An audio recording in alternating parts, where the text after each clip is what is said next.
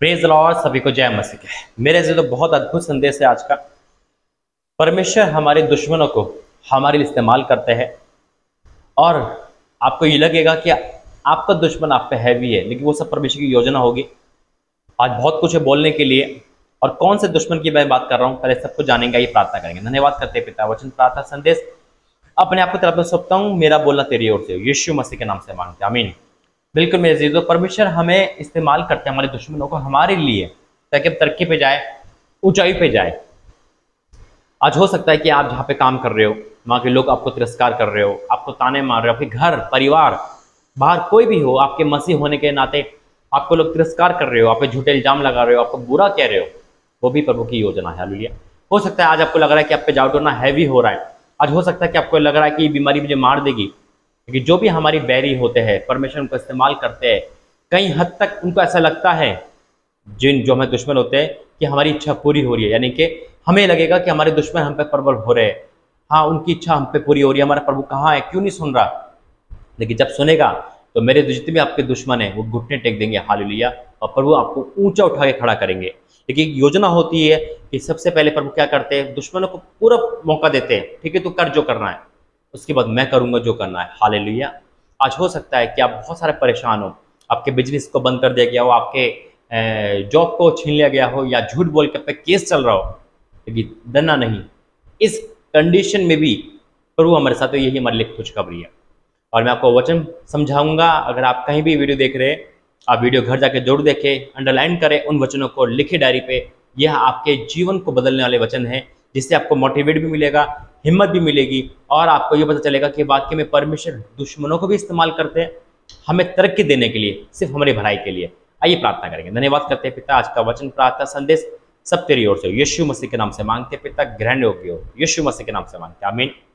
मेरे जो 4-5 प्रभु ने मुझे रेफरेंस दिए आत्मा में प्रभु ने, और एक एक करके मैं आपको बताऊंगा।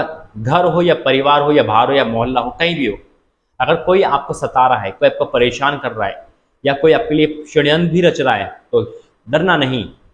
अगर आपको ऐसा लगता है कि मेरी प्रार्थना नहीं सुने रही, शायद मेरे पड़ोसी जाउटोना कर रहे हैं, मेरे मायके वाले ससुराल वाले मुझे परेशान कर रहे हैं, किसी भी हद तक आपको झूठा इल्जाम में फंसा गया है, आपको बंद हो, आपका परिवार में कोई बंद है ऐसा, फिर भी डरना नहीं, क्योंकि परमेश्वर उनको इस्तेमाल कर रहे हैं आपके ऊंचे तरक्की के लिए। अब आप कहोगे भाई ये कौन सी तरक्की है? ये प्रभु की तरक्की है। परमेश्वर का न्याय करना, प्रभु का काम करने का तरीका हमसे कहीं अलग है। कैसे अलग है? वचन में जाएंगे तो प्रभु में बताएंगे। पहला वचन जो प्रभु ने मुझे दिया वो है उत्पत्ति 37, यानी कि 37, उत्पत्ति 37। मेरे अजीजों, मैं पूरा वचन नहीं पढ़ूंगा, कुछ कुछ आज पढ़ूंगा, लेकिन उसको आपको पूरा पढ़ना है, ठीक है। और वचन में मैं पैराग्राफ पढ़ूंगा उत्पत्ति 37 का पहले से। याकूब तो कनान देश में रहता था, जहां उसका पिता परदेशी होकर रहा था। याकूब के वंश का वर्तन यह है, यूसुफ 17 वर्ष का होकर अपने भाइयों के संग भेड़ बकरियों को चलाता था, और वह लड़का अपने पिता की पत्नी बिल्हा और जिल्पा के पुत्रों के संग रहा करता था। उनकी बुराइयों को समाचार अपने पिता के पास पहुंचाया करता था। इज़राइल अपने सब पुत्रों से बढ़कर यूसुफ से प्रीति रखता था, क्योंकि वह उसके बुढ़ापे का पुत्र था, और उसके लिए एक रंग बिरंगा अंगरखा बनवाया। परंतु जब उसके भाइयों ने देखा कि हमारा पिता हम सबसे भाइयों से अधिक उससे प्रीति रखता है, तब वह उसे बैर करने लगे और उसके साथ ठीक से बात नहीं करते थे। बैर करने लगे यानी कि बैरी हो गए। आज हो सकता है कि आपके खानदान में, आपके परिवार में कोई आपसे बात ना करता हो, गिराने के लिए, आपको मारने के लिए कोई षड्यंत्र रच रहा हो, कोई आपको तोड़ने टोकते कर रहा हो, झूठे इल्जाम लगा रहा हो, कुछ भी कर रहा हो, डरना नहीं। यूसुफ के बैरी उसे घर के लोग हो गए थे, प्रभु को पता था, तो ये परमेश्वर ऐसा होने दिया। आगे जब हम वचन में पढ़ेंगे तो यूसुफ अपना सपना बताते हैं उनको, और वो खिलस जाते हैं और पूरी तरह से। और फिर जब हम लास्ट की 2-3 पंक्ति पढ़ेंगे मेरे अजीजों, तो उसमें लिखा है वचन में, मैं आपको 12 से पढ़ के सुनाऊंगा, 17 से, उत्पत्ति 37 का 17 से पढ़ूंगा मैं। उस मनुष्य ने कहा, वह यहाँ से चले गए, और मैंने उसको ये क्या सुना, आओ हम दोतान को चले। इसलिए यूसुफ अपने भाइयों के पीछे, सुनो गौर से, चला और उन्हें दोतान में पाया। जो ही उन्होंने उसे दूर से आते देखा, तो उसके निकट आने के पहले ही उसे मार डालने का षड्यंत्र रचा। आ गई बात।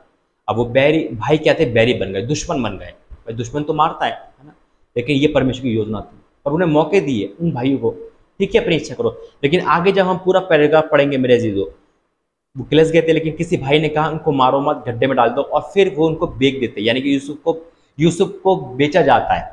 हालेलुया। या पढ़ते हो, ये पूरा ग्राफ आपको पढ़ना है गड्ढे में डालकर, ठीक है। गड्ढे में डाल दिया, फिर बेच दिया गया, यानी कि परमेश्वर ने अब क्या इस्तेमाल करा, भाइयों को दुश्मन बना दिया।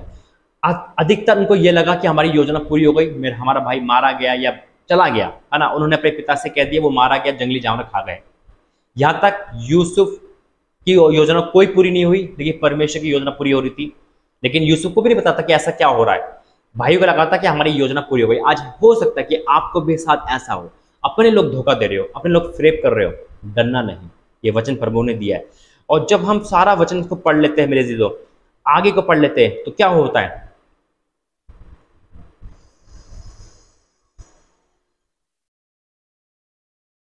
क्या होता है पता है आपको। जब हम इसका 40 से पढ़ते हैं, 40 अध्याय से, तो यूसुफ परमेश्वर की नजर में ईमानदार था, वफादार रहा। वहां झूठ बोलकर भी उसको फंसाया गया। राजा की पत्नी के साथ उसे संबंध बनाने का मौका मिला, लेकिन उन्हें उससे लात मार दी, और रानी गुस्सा हो गई तो उन्होंने झूठा इल्जाम लगा दिया। उस झूठे इल्जाम में भी वो जेल में गया, और 13 वर्ष वो जेल में रहा। एक ईमानदार परमेश्वर का मानने वाला वो जेल में रहा। सुनो गौर से, उसके बाद क्या हुआ, परमेश्वर अपनी योजना को अंजाम दे रहे थे। अभी तक उसके लाइफ में सब दुख दुख था, लेकिन एक दिन ऐसा आया कि जब हम पढ़ेंगे परमेश्वर का धन्यवाद करते हुए, हालेलुया, ओ मेरे पिता परमेश्वर का धन्यवाद करता हूँ, थैंक यू जीसस। एक दिन ऐसा आया 41 से, अध्याय 41, और जब इसका हम 37 से पैराग्राफ पूरा पढ़ेंगे, पढ़ लेना, मैं आपको रेफरेंस बता रहा हूँ। तो यूसुफ प्रधानमंत्री बन चुका था, हालेलुया, ओ पिता परमेश्वर। मैं इसका एक वचन पढ़ूंगा आपको, 41 का 43 में लिखा है, और उसको अपने दूसरे रथ पर चढ़वाकर, और लोग उसके आगे आगे ये प्रचार करते चले कि घुटने टेक कर दंडवत करो, और उसने उसको मिस्र के सारे देश के ऊपर प्रधानमंत्री बनाया। Praise the Lord. यह है परमेश्वर की योजना। और जब हम आगे पढ़ेंगे तो प्रभु ने क्या करा, उन्हीं भाइयों को दंडवत करवा दिया यूसुफ के आगे। समझ आ रहा है आपको, किसको समझ आ रहा है जरूर बताना। आज का वचन है कि परमेश्वर हमारे उन लोगों को इस्तेमाल करते हैं जिनको हम दुश्मन समझते हैं। हो सकता है आपके पड़ोस वाला हो, बार बार गाड़ी खड़ी कर रहा है, बार बार आपको पानी फेंक रहा है, यानी कि आपको जो तंग कर रहे हैं, चाहे घर हो परिवार हो, आपके लिए बुरा सोच रहे, बुरा कर रहे हैं, परमेश्वर उनको इस्तेमाल कर रहा है। जैसे यूसुफ, अगर वो भाई गड्ढे में नहीं डालते तो यूसुफ यहाँ तक नहीं पहुंचता। हालेलुया। अंत में यूसुफ यही कहते हैं कि ऐसा ऐसा होने से ही मैं यहाँ तक पहुंचा हूँ। ये परमेश्वर की बेस्ट प्लानिंग थी जो हम और आप नहीं समझ सकते। हालेलुया।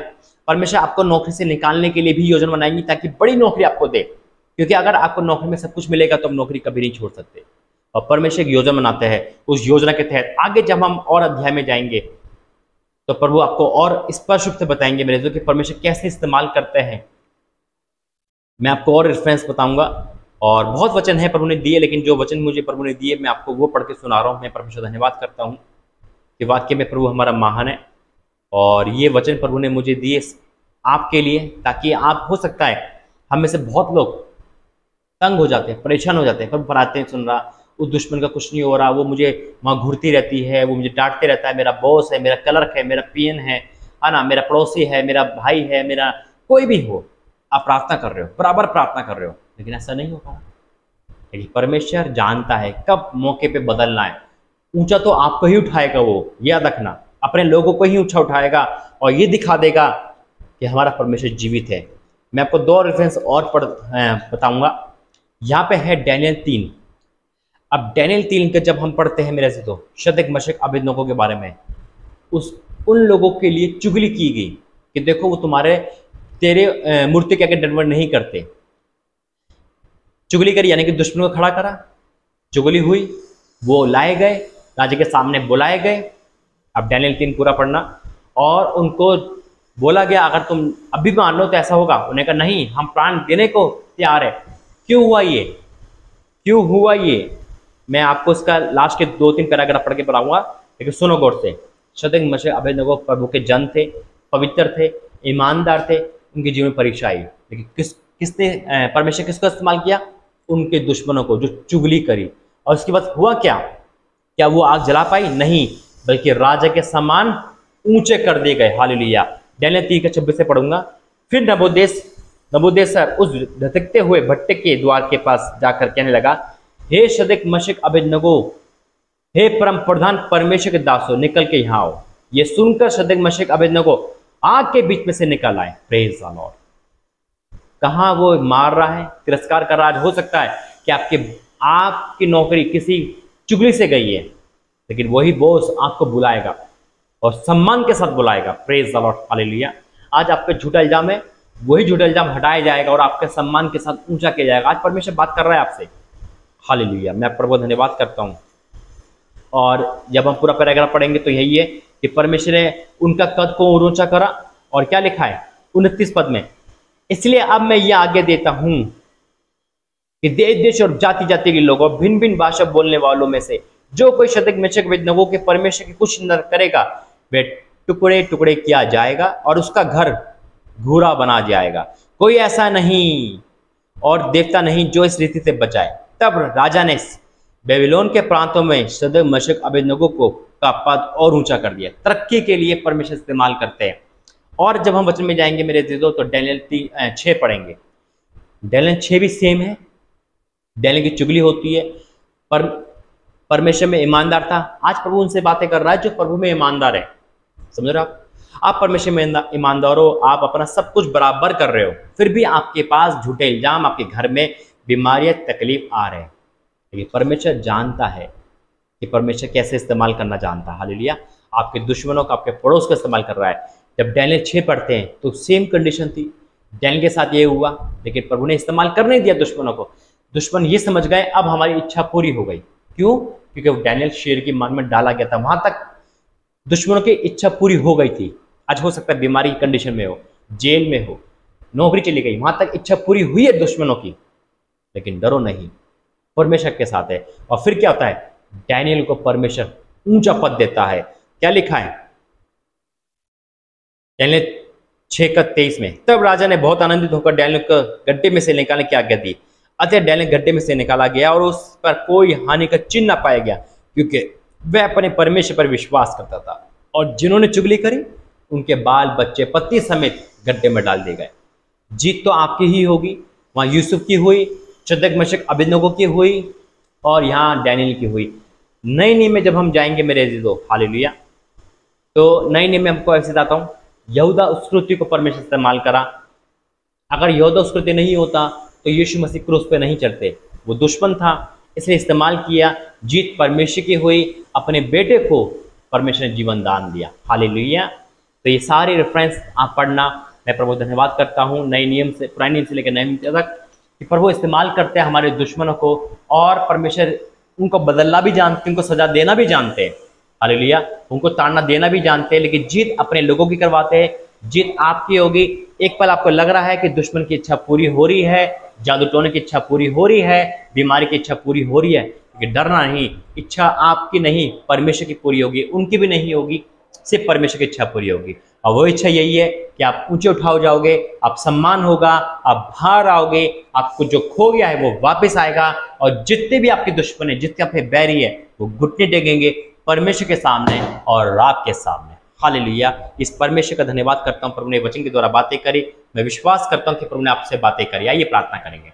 धन्यवाद करते हैं पिता, वचन प्रार्थना संदेश में आपका धन्यवाद करता हूँ पिता। इस अद्भुत रीति के परमेश्वर, अद्भुत रीति के संदेश के लिए आज बहुत लोग सताए जा रहे हैं, परेशान हो रहे हैं पिता। परमेश्वर अपने फौरन राज्यों को भी इस्तेमाल किया था ताकि अपनी सामर्थ दिखाए पिता।